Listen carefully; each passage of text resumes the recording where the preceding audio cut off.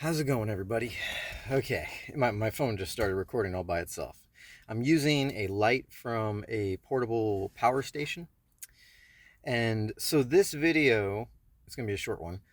This one is for the person that has left their home. You finally made a decision.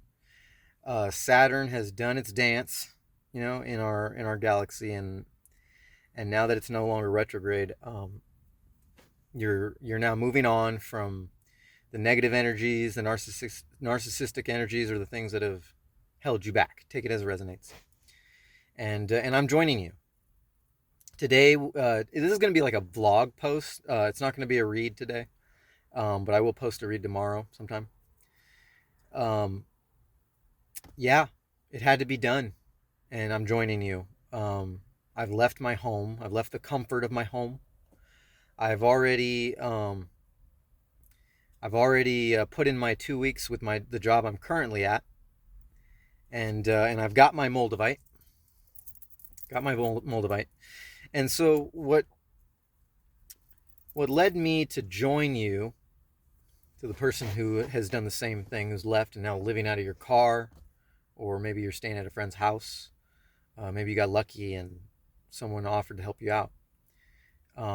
Right now, I don't, it's my first time, it's my first night out, and just got off of work, and not really sure where to go. Right now I'm just kind of in the parking lot of a hotel. The parking lot's real dark. That's why I'm using the light. And it had to be done. All right, we were never going to break free from these cycles, these generational cycles,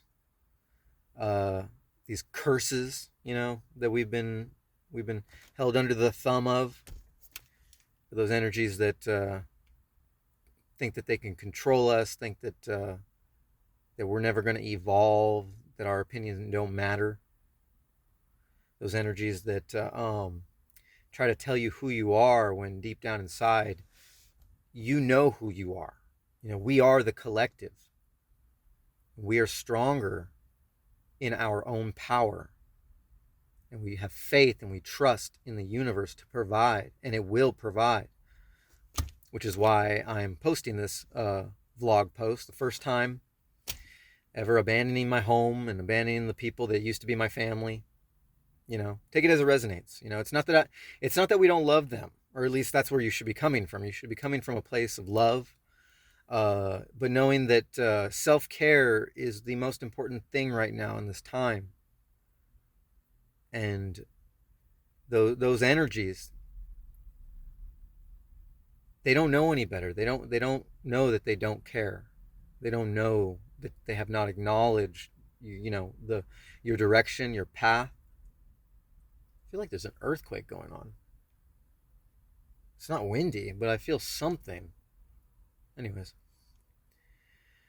But yeah, maybe your world's been shaken up, and now you're just trying to figure out what to do. It could be very scared. Um, Personally, right now at this point, I'm not very scared. I've got my Moldavite, and I think it's a big deal. I think has a lot to do with the fact that I was nervous at the thought of doing this, but everything happens in its given time. You know, or maybe this is something that you need to hear to begin your own hero's journey, because that's what this is. It's the hero's journey. It's that walk of faith. Now, I'm not recommending this disclaimer. I'm not recommending that anybody do this intentionally if you're not ready to do it. For me personally, I'm a minimalist. I've been a minimalist my whole life. Obviously, there's a reason for that. I don't prize myself on possessions or anything, or status, and all I have is my power. All I have is my intuition, my ability, and my faith, and that is enough. So what led me? I won't make this too long, but what led me on this path was, I got the Moldavite, and at first, it didn't really have much of an effect outside of that feeling you get when you work with your crystals. If you work with crystals, you know what I mean. Very easily, I can pick up almost any crystal, and I can feel its energy. I can feel what it's doing. I can feel it running through my body, and it gives me they all give me the in their own right, they give me a sense of clarity depending on the crystal. And so I feel that, but other than that, I wasn't feeling anything too abnormal, anything out of the ordinary. It's very subtle. And then, but I would definitely feel it. I think, I don't have a huge collection of crystals, but I definitely noticed that when I use the selenite or selenite, the selenite. When I use my selenite, I have a selenite ball, probably in my backpack, and I hold that with these moldavite crystals. It really like wants to send me into a trance, and I was fighting it. I didn't really do it because when I tested it out, I was kind of on break at work, so I didn't want to get too laid back. But after doing a little bit of research and just kind of working with the crystals I do have, what I found was the key was I took rose quartz and I put that at my chest. And with the moldavite crystals, I believe could have been anywhere. It was I actually moved them from my chest to my neck as I was laying down for last night's sleep, and then I had amethyst amethyst in the center of my forehead, the pineal gland, and then I believe I also had the super seven resting in the back of my crown chakra. So I did that for a while, and I did the normal tradition that you're supposed to do with the moldavite, which is breathe in and breathe out with intention. And nothing really happened. Obviously I had a good meditation doing that. I think I even fell asleep for a second. But ultimately I woke up and nothing really happened and didn't really feel anything. So except for being relaxed. And so I put my crystals down, except for the moldavite I keep on me. Definitely keeping it on me. Uh, and then I turned in for the night and I went to sleep. And in my sleep last night, I had the first dream I have ever had in years. And the thing is I have a reoccurring dream that changes. And this is the dream, the general aspect of the dream. Maybe you can relate. Maybe this resonates with you. I won't get into the detail, but the dream is always the same concept, but different aspects. Before, when I was not awake, they were very scary, very spooky dreams with the same theme, and I'll get to that. But this time it was very different. This time it felt real. It felt like I was actually in that place, which tells me that I definitely traversed a different reality, an actual physical reality that exists out there somewhere in the quantum field, or if I'm explaining that right. And so what the dream is I'll give the general description of it. So basically, in the dream, I am I am in I am in a house, and there's many uh, people my age, 20s, 30s, 40s, kind of that age range, just different people, men, women, masculine, feminine. We're all living together, and so in the dream this time, it was very very unique because I was there, and I remember. I guess this you could take this as a resonance. It had something to do with the twin flame soulmate deal, whole concept, because I know that I was face to face with a divine feminine, and I know I was just her friend, and we were just talking. Just it was like casual. I can't even remember what we were talking about, but this is the only time this has ever happened in this reoccurring dream. And I went away. I walked away. Went to like the next house over or something. I don't know, something real quick where you would sort of just you blank out and you end up in a different room talking to somebody else. And then I return back and everybody's turning in for the night. And I remember just I had a spot on the floor as if I was just some homeless person, and I had a spot on the floor. There was a little mat and sheet with a pillow, and the divine feminine who changed faces. Like, so she didn't keep the same face. Like, there was a different face from the first time I was talking to her to when I laid down, and then so she just found a spot right next to me as if we were two cats cuddling up. And I remember this was so real. It felt so real. This isn't, to me, this doesn't have anything to do with love necessarily, or at least not in the way that I experienced this in the dream. But she cuddled up with me. Obviously, this was like for warmth.